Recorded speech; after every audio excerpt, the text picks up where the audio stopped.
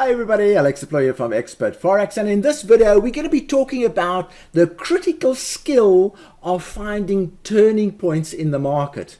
And in this video I'm going to be showing you lots of free and paid tools that you can use to enhance your ability to trade turning points in the market. Now on your screen you can see a chart. It's the pound franc, and there's some price action that's going on there, and what I'm going to do is look at some of the techniques traders use to catch trends and turning points in the market. A trend is only a price movement between two turning points. So if you're a trend trader, this is very important. Okay, let's start with the most simple method that was used quite extensively, and it still is used quite extensively, and that is the moving average crossover method.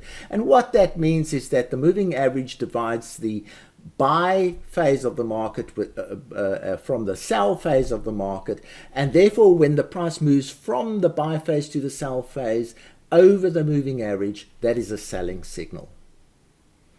And I'm not going to get too complicated with this, but essentially on your screen you can see a moving average. I'm just going to enhance it. It's a moving average of 4 offset by 4 or shifted by 4, and I'm just going to make it a little bit bolder, and there we are. So let's have a look. If we traded this market, I'm going to start over here somewhere, and here it is in a sell phase. It moves over and there it goes into a buy phase. So what I'm going to do, I'm going to use little arrows here and just say that's the buy phase, and let's make them a little bit bigger, and yeah, let's call them red. That's fine. Okay, so there is the buy signal for the moving average crossover, and then it goes up and then it crosses over again and closes. And the important that the price has to close on the other side. There it closes, so I'm going to do another arrow over there, and down it goes, and then it comes up and closes over the moving average there, and we'll put another arrow there, and then it goes up, and it doesn't close over there, so we won't take that. It doesn't close over there, it closes over here, so we'll take another arrow over there. And down she goes. She doesn't close over there. She doesn't close. Oops, there it closes at the top there. So you're going to a buy there. And we then go, and it closes actually on that candle across the moving average. You can take the next one if you want to be 100% sure, but let's take that one, and that was quite a good one. But look what happens here. It actually crosses the moving average, and you would enter a buy over there. In fact, you'd enter on the open of the candle, so it will be over there. Okay, so you're in a buy, it comes down, that doesn't close on the other side. That does, however, and you are in a sell over there, and it goes, oh, there you hit it into a buy, and it goes really nicely, this one, and closes over there, and you go into a sell. That is essentially how you would trade the moving average crossover system. It's as old as the hills, and in fact, it is over the last 100 years on the U.S. stock exchange. It is the most effective way of trading the. Now look at this one. That's quite interesting. It didn't ever close. It never closed over the moving average there, so this is still in a buy all the way up there, and then eventually over there it went into a sell mode. So let's just talk about the moving average crossover system. It is highly delayed. Look, that's where the trend started, and it only entered there. That's where the trend started, and it only entered there. That's where the trend started, and that's where the trend ended, and it entered close to the end of the trend. So it is a very lagging indicator, but can you make you a lot of money if you catch a strong trend like this one here? Look at that nice strong trend that got caught. There's a nice strong trend, and if you get out at the right time and that type of thing. But when it's small trends, you can run into a lot of whipsaw. So that's one way that people used to catch turning points in the market and enter trends. Now you can see this is a very delayed way of doing things. So let's have a look at momentum indicators and see if they help a little bit more. And on the bottom of your screen down here, and I'm going to color this one, is a momentum indicator period 4. It's the relative strength index. I'm going to make that a blue, and we make it just a little bit brighter, and there we go. So there's our blue RSI indicator, and the way I like trading the RSI indicator is by trend line violation. So in other words, I treat it almost like a price action. I say there's a trend line, I would enter on that candle. So let's have a look. I would enter a sell on that candle there, and it's identical to the moving average crossover. So I'm going to put a little blue arrow there, just so that we know, and I'm going to color this one blue, and okay, there we are. So now we know the RSI signal, and that signal over there. Let's have a look if we could find a mate for that one. That's most probably something like that. I'll just check it out. Yeah, it's something like that. Okay, so you'd enter on the close of that one, and it's exactly the same. Okay, so and you'll actually find that a lot of these signals are the same. Okay, so on we go. Then we go. We have another cut over there. Let's just see where the signal is. It's over there. So you can see in this case, the signal was actually a lot earlier. In certain cases, it really does come a little bit earlier with the RSI. Let's do the same thing here. And again, we look, so that's one candle earlier. So we'll put it over there. Okay, and then we'll do the same thing with this one. There's the cut over, and let's see if that caught it a bit. Oh, that caught it a lot earlier. So that's another. What's one of the reasons why the RSI is one of my favorite? It catches them a little bit earlier. Then that one coming down. When did it catch that? I'm going slowly. I want you to get a good feel of the various systems that we're going to be looking at. And there's the cut over. That one's a little bit later than the moving average one. And we go like that. Then let's just see, we could, this one could have been down there. You see there's a divergence and everything. So let's just see where the entry, all right, it's on that blue candle. So we would have entered over there a lot earlier than the moving average crossover. And then it went all the way up. And if we look at the the trend line violation, that's where it actually happened next. And there it is. It's on that candle a lot earlier than the previous one. So, and then let's have a look at the next one.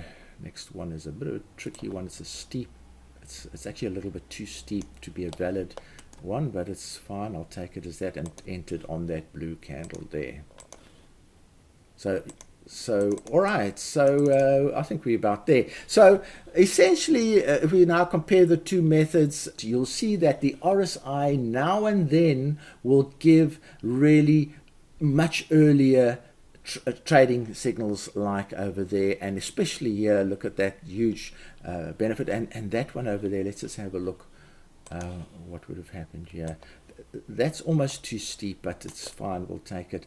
And there we are. So the RSI gave a really good signal over there too. So the RSI is pretty good, and does catch signals a little bit earlier. What I also like about the RSI is it provides divergences. So this is what you call the prices going up, the indicators going down, and that's what you call a divergence, and it happens quite a bit. There's another one over here. And so you get a few additional confirmations from the RSI that you don't get on the moving average crossover. Let's see if there's any other divergences. I think here's one. I'm not going to draw it in, but there's a big divergence there, and so on. So those are traditionally some of the indicator-based turning points in the market. So not as to confuse things, I'm going to actually open another pound franc 4-hour chart so that it doesn't get too cluttered. But at the moment you can see the two methods that we've looked at so far, and we'll look at a few others. So I'm just going to increase it a little bit, and that's more or less where we were. All right, so now let's have a look at some alternative ones, and I'm going to I'll just take the moving average, delete indicator, and I'll leave that one but minimize it a little bit. Okay, so now we want to look at some other trading methods, and one of the other trading methods that I like is channel trading. Channel trading is also very simple rules. It's basically, if you've got 3 turning points, the fourth turning point becomes a predictable turning point, and I'll show you how that works. And when you have a failed swing, then the price breaks out of the channels and starts making a new channel. So let's have a look at how that applies. So you have a turning point there, and a turning point there, and a turning point there. So the minute you have 3 turning points, you have a channel, a basis for a channel. And so there we go. I'm going to just draw the channel basis here, and I'm going to draw it over the top of the other channel. So you have channel, turning point, channel, turning point, channel, turning points. So what then becomes, what then happens is that the next turning point in a channel, the fourth leg becomes a predictable turning point. In other words, like it is here, it says, okay, the channel is predicting that this will be a turning point. And then the same thing applies again. Then you say, okay, well, I've got my channel lines in place. This then becomes a predictable turning point. That becomes a predictable turning. That becomes a predictable. That's how channel trading works. And then what happens is, and then you update it as you're going along. So, and when you have a failed swing, which I'll show you one soon, you then treat it as a channel breakout and you trade that. Okay, so let's start trading channel trading, and I'm going to just get rid of all the lines, and we'll start. So we start here. We, as we said previously, we draw a line like that. Now, what you need to do is pretend that the future isn't in place. And how I duplicate the line is I activate the line, press Control, and it duplicates. It makes babies. That's what I like to think of it as doing. All right, so now pretend you don't know the future. So we've identified a turning point, you've identified a turning point, and you've identified. So that line then becomes your predictable turning point for this channel. So that is in fact a trade. So you would actually put your entry right there, and not right there, most probably a few pips in from there. And I'm going to just change this to a distinguishable color, violet. All right, so that's where you would enter the channel trade. So, and what you would then do is you'd also, if required, you would redraw it, but I don't need to, because that's perfect, that's perfect, that's perfect, so I don't need to redraw it. And then the other side of the channel, that line over there, becomes the predictable bouncing point, and you must probably put your pending order on that particular level over there. And let's say you did, and that then becomes your predictable bouncing point, and that's where you would enter. And you would then say, okay, I've got, and I don't need to redraw the channel. You see, I don't need to redraw it, and off it goes, and that then becomes the predictable bouncing point over there. So you enter over there. All right, it goes negative for a while, and away she goes. Then you say, but hang on, I've now got a different turning point, so my old lines don't apply anymore, or they need to be changed. So you change them like this. You just move them over the the most up-to-date turning points. I'm not going to, there we are. And then you draw a parallel.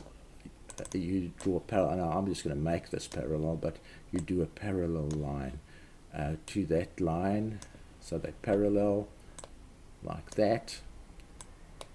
So now that you've got a channel, there's the 3 points, your anchors, the 3 anchors, and now that becomes your this line down here becomes your predictable bouncing point. And let's say you put a pending order down here, and boom boom, and there she is, she bounces, you in a buy, and that's how channel trading works. Now again, can you see how this is changed? So for the next, and I'm doing this slowly just for your benefit. We have to realign the channel. So there we go. We go like that. Go like that. That's a realigned channel, and like that, and like that. Okay, and then you draw the top one parallel to that. We've got tools doing this, so you don't need to worry about all that type of stuff. All right, so this is the there's our new channel, bouncing point, bouncing, blah, blah, and then that becomes your predictable bouncing point, and we enter a sell over there. All right, so now the one rule that I did mention earlier that we now see playing out is that when the channel trading makes a failed swing, in other words, there down here is the predictable bouncing area for this channel. It hasn't reached it, so it's failed to reach it. So it's had a failed swing. So it went halfway, it went a long way there, and then started coming back. Now when it breaks out of your previous channel, when it breaks out, then we say that is a failed swing and it's signed to trade the other way. So you would, in all of these cases, when you see a failed swing, you would literally put a pending order buy over there and you would enter. That's how channel trading works, and away she would go. And then, very important, you would, and for this, in this case, I'm just going to redraw the channel complete because there's been a change. So there you're now in a buy over there. So let's find the new channel. So the new channel is this one. There's the turning point. Okay, so there it is, and there's the new channel. All right, so now you've got one turning point, 2 turning points, 3 turning points. So the other side of this channel becomes your predictable turning point. So you may have entered prematurely over there, or you may have entered over there. Depends on what happened here. But so let's say you entered there, you would have gone negative for a while, and then this becomes your predictable turning point number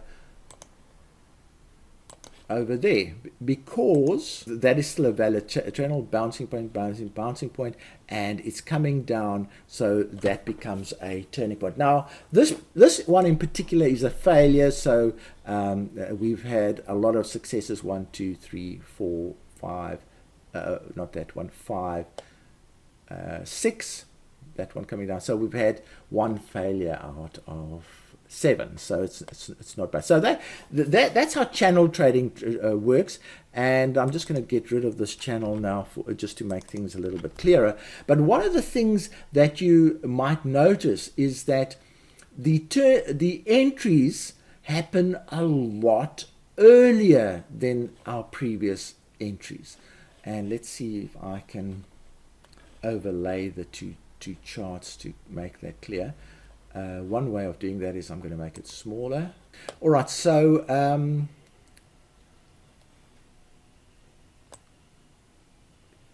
yeah, that's more like it. Okay, now if we look at when these entries happen, look where that arrow is and look where those two arrows are. Look where that arrow is. That one in particular is fantastic because look at where the other arrows are. Then look where that arrow is and look where those other two arrows are. Look where this arrow is, look where those two arrows are. All right, there's one that didn't work. So the entry there's more or less the same as that entry there without that whipsaw. And then look where this entry, that initial entry is still better than those two entries over there, but that is still, that's even better.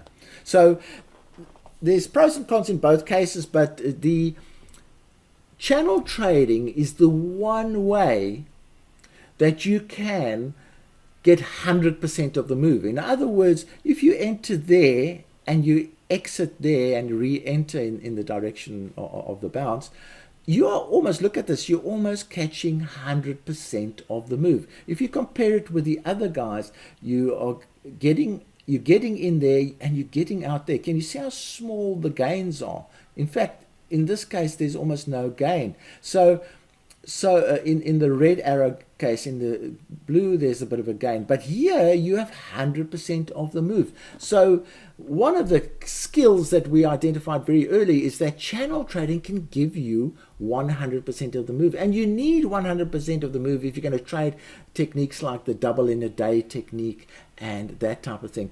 The other thing about channel trading is you can use smaller stops, and your targets are obviously a lot bigger than the other targets that you have, where basically the reversal of direction is your exit. So that's channel trading. Now I'm not going to go any further in this video. It's already gone quite a long time. There's a few other techniques. There's support and resistance. There's there is candlestick formations that we could look at. Now, just to give you an idea of some tools that we've developed to trade these type of techniques, the one here is the Trendline Magic EA. This EA can be used for channel trading as well as support and resistance trading. You don't have to watch the charts. You basically draw your trend line and you tell it, if the price touches that trend line, you either want to buy or sell the price. Let's have a look at that, just to give you an idea of how it works. And the point is, you never know when the price will touch the trend line. And there we go. Here's an example where there's a trend. You want to buy when it breaks that trend line. It just never buys, never buys. And you're moving your penning orders and moving your penning, and eventually it breaks out and starts buying. But you had to manually look at this. With using this technique, you basically say to the EA, the minute it breaks that trend, closes outside of that trend line, you want to be in a buy. So it's a very, you can trade breakout trades, you can trade bounce trades, you can trade all kinds of trades, and you can draw as many trend lines as you want, and you can trade them. So it's very good for channel trading, breakout trading, and so on. So that's one of our paid ones. Then let's go and have a look at some free stuff that you're going to go and have a look at. Okay, and that would be in our forum. Here we are. I've clicked on categories, so it's showing me all the categories that there are, and some of the free courses. For instance, here's a channel trading course. You can go there. There's some free. Let's click on that and see where it takes us. So in this course, you can see a free multi-channel indicator. Yeah, there's a channel surfer indicator that you can download. There's 8 video trading course. So go to our forum, you'll find these things. There's all, and here are these indicators that you would need to trade channels. Also, if we go down here into the free robots, we've got a huge amount, over 200 free robots and indicators. I'm going to just go into this particular section here, download the free tools. You can see over almost 150 free tools that you can download, and let's go and have a look at what there is there. And here's, I mentioned candlestick trading. Here's a candlestick pattern indicator that you can download. It's one of our most popular ones. It's had 33,000 views, or hopefully downloads too, and it identifies the turning point formations, the continuation formations, and so on. So that is why that indicator is so popular. Go and download it, but you would have to be a member. The membership is totally free. You just join the forum and you can get access to the channel trading course, the channel trading indicators, the candlestick pattern indicators, and obviously the moving average indicator is free on MT4, and the RSI indicator is free on MT4. Oops, and before I forget, there's a really good course on turning points, which I haven't mentioned. Almost forgot about that. Now we go back to free trading courses and books, and then we go to the Simple and Easy series. Simple and Easy series. So we click on that and it brings a series of books that you can download. Simple and Easy entries. And there's the one I want to draw your attention to, and that is the Simple and Easy Turning Points module. And there it is. All you do, and you can see there's a whole lot of entries, exit stops, money management, times to trade, and so on and so on. And we click on the turning point, and then you can download this book and go and look at the 7 methods of entering turning points in the market. There it is, simple and easy. There's a bit of a video about it and everything like that. So go and download this book. There it is. It's a PDF, and you can go and enjoy it and study the 7 ways of identifying turning points in the market. I'm sorry this has been a pretty long video. It's just been a general video on turning points, but I've also wanted to make you aware of all the resources that are available to you to go and study turning points. So from me, Alex Deploy, links to these resources will be in the first commentary of the video, as well as the description of the video. So from me, Alex Deploy, thanks for watching the video, and cheerio.